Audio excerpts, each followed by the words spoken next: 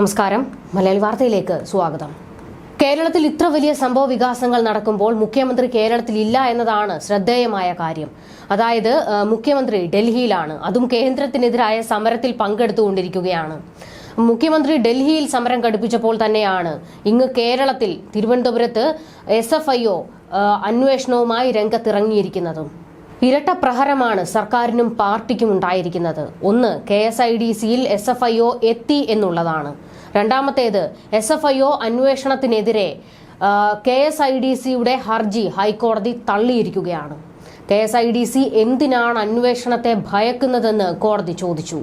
രേഖകൾ കൊടുക്കാനും കൊടുക്കാതിരിക്കാനും സ്വാതന്ത്ര്യമില്ലേ എന്ന് ചോദിച്ച കോടതി എന്താണ് ഒളിപ്പിച്ചു വെക്കുന്നതെന്നും KSIDCയോട് ചോദിച്ചു.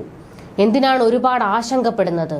ഒന്നും ഒളിക്കാനില്ലെങ്കിൽ പിന്നെന്തിന് ഭയക്കണമെന്ന് KSIDCയോട് കോടതി ചോദിച്ചത്. അങ്ങനെ SFIOയ്ക്കെതിരെ കൊണ്ടുപിടിച്ച് കോടതിയിലേക്ക് ഓടിയതാ അവിടുന്നും കിട്ടി കണക്കിന്. കോടതിയുടെ റെലവന്റ് ആയ ചോദ്യം എന്തിനാണ് അന്വേഷണത്തെ ഭയക്കുന്നത് എന്നത് തന്നെയാണ്.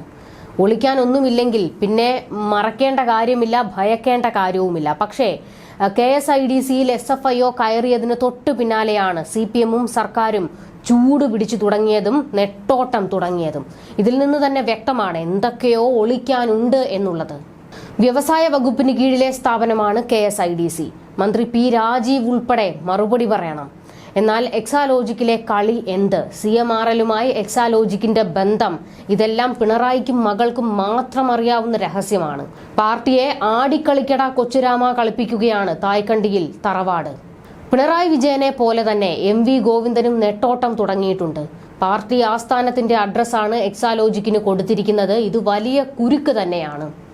KSIDCയിലെത്തിയ SFIO സംഘം AKG സെന്ററിൽ എത്തുമെന്നാണ് ഇനി സൂചന. എക്സാലോജിക്കും AKG സെന്ററും തമ്മിലുള്ള ബന്ധത്തെക്കുറിച്ചായിരിക്കും അന്വേഷണം ഉണ്ടാകുക.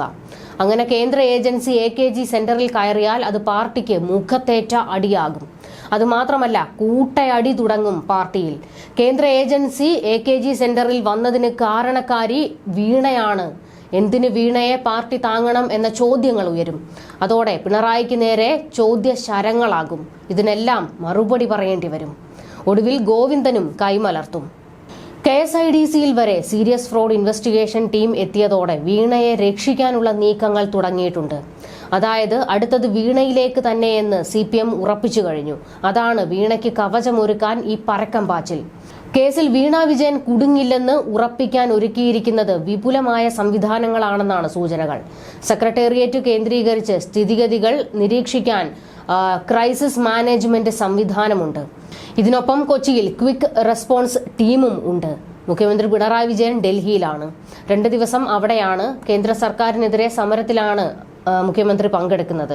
അതുകൊണ്ട് കേരള ഹൗസിൽ കൺട്രോൾ റൂമും ഉണ്ട്. കേന്ദ്ര ഏജൻസികളുടെ ഓരോ നീക്കവും തിരിച്ചറിഞ്ഞ് പ്രതിരോധത്തിനാണ് ഈ സംവിധാനങ്ങൾ. KSIDCയിൽ സീരിയസ് ഫ്രോഡ് ഇൻവെസ്റ്റിഗേഷൻ ടീം എത്തിയതിന് പിന്നാലെ തന്നെ ഹൈക്കോടതിയിൽ ഹർജി എത്തിയിരുന്നു.